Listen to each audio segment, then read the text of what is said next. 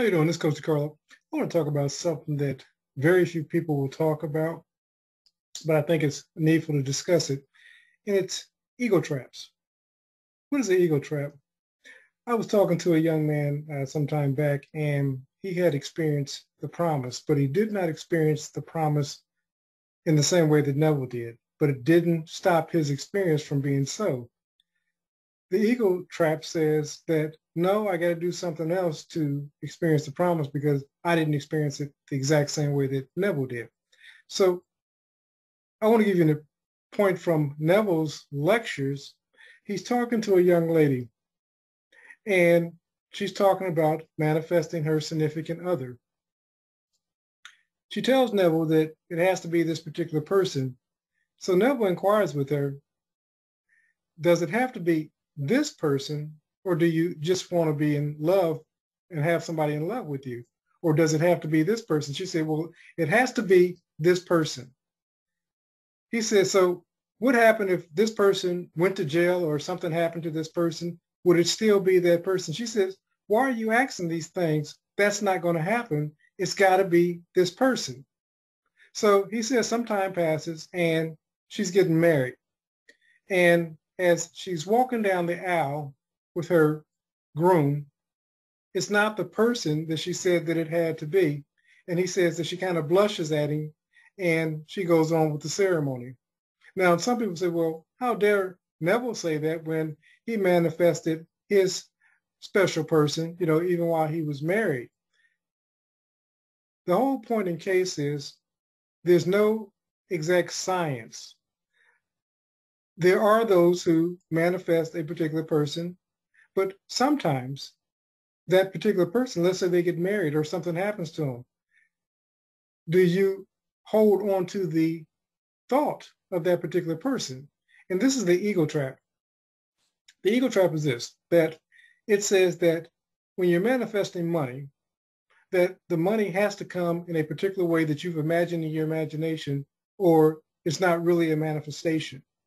Or when you manifest your particular someone, your SP, that it has to be only one particular person. Now, I'm not discounting that it can't be that one particular person, but what if that person, he, she, gets married and they start having a family and so forth? Do you still envision being with that person? If so, you're operating from the ego trap.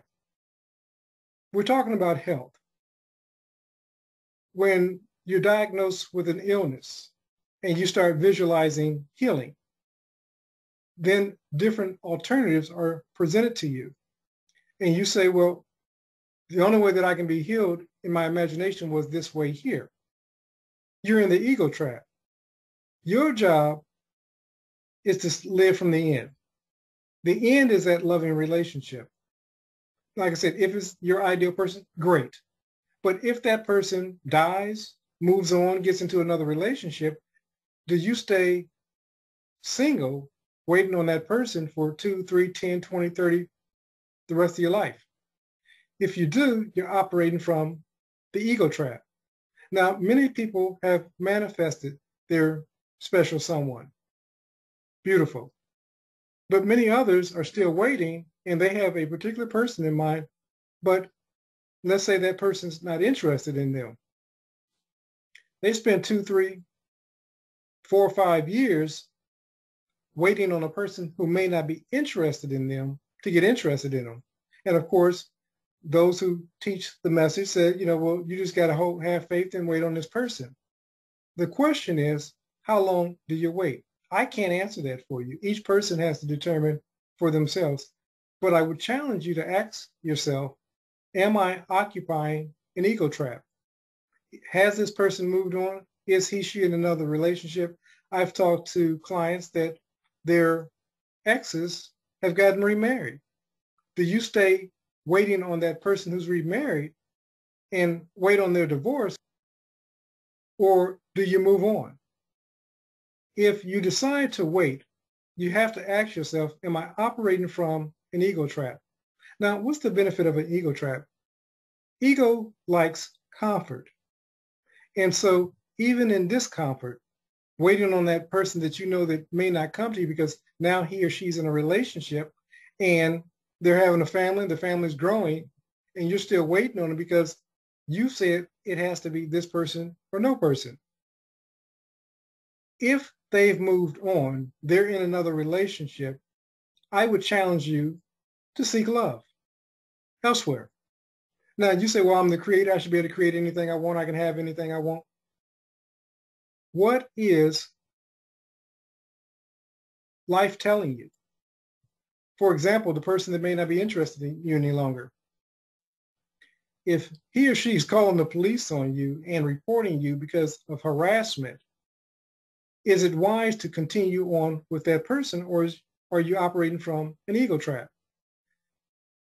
An ego trap, even though we see that the situation has changed, we're so determined that it has to happen in a particular way, not love, not money, not healing, but the way that we need to have it happen, or it's not real. Like I told you earlier about a person who had experienced the promise, he didn't experience the promise like Neville did, but it didn't lessen his experience of the promise. And that's what I expressed to him. You know, I talked to a guy recently, and he had been waiting 3 or 4 years for a relationship with someone who's already in a relationship. So he's waiting on this relationship to end so that he can get into the relationship with this person. And she's letting him know, I have no interest in ending my relationship. This person is in an ego trap. Sometimes it's not always obvious. So if it's not obvious, then you wait and you continue to live from the end. I'm not discounting that until that situation changes or till you change your mind. But I want to say to each and every one of you, you're worthy of love. You're worthy of abundance. You're worthy of health. But make sure, as Neville told Mr. Lindell, that you're on your own side. Make sure that you're not self-sabotaging and keeping yourself from the thing that you desire. Because see, the money may come another way. The healing may come another way.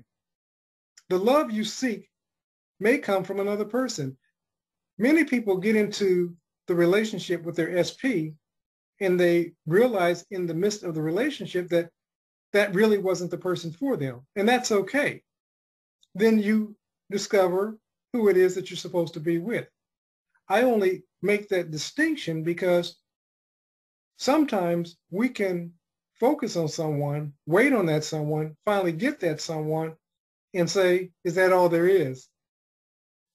A quick story. I knew a person that when he and I were in the military, he met somebody and they were crazy about one another. But the relationship didn't last because he had to go to another duty station. She had to move on. And so they connected after the military. In connecting after the military, they thought it was love at first sight, heaven on earth. She had wrote a story, and she had been in several relationships after they had parted. And she had been married 3 or 4 times. But she was being married looking for the relationship that she had with this young man while they were in the military. So when she connected again with the young man, she wanted him to be the exact same person he was at the age of 19 at 29. Well, he wasn't the same person. And needless to say, their relationship didn't last. Now, they had to discover that, just as you have to discover being with your significant other, your SP, to realize is or isn't that the person for you. But every relationship has its challenges.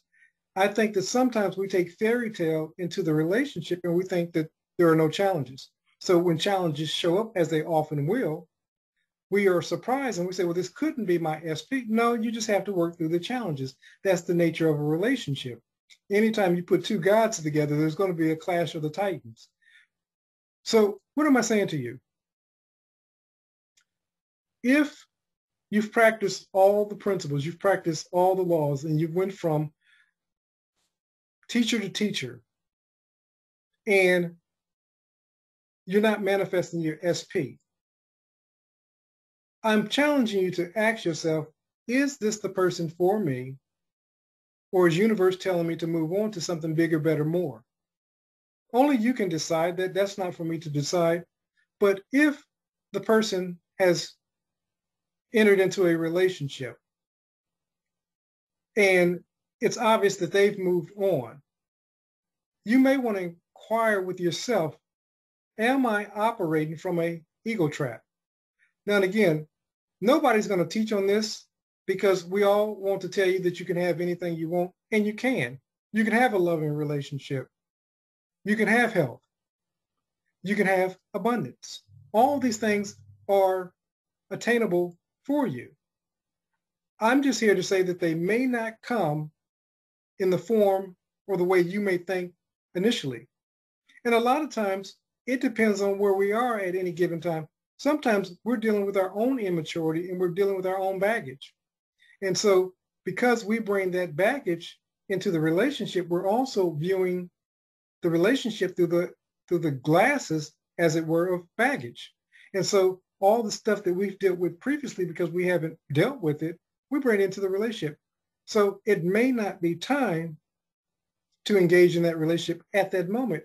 It may be time for you to discover a relationship with yourself. Again, that's not for me to decide for you. That's something that you have to decide for yourself. My biggest goal here is for you to inquire, is it possible that I could be dealing with an ego trap? The goal of ego is to keep you comfortable, even in discomfort. The thing about being comfortable in discomfort, we know what that's like. There's something more terrifying than being comfortable in discomfort, and that's the unknown. We rather operate in the discomfort of the known than the possibilities of the unknown. And that's just human nature. But my challenge to you is, if your significant other has moved on, is it possible that it's time for you to move on? Or do you wait? No one can make that decision for you. I'm just presenting to you a possibility. And we call that the ego trap. This is Coach DeCarlo saying have a great and abundant day.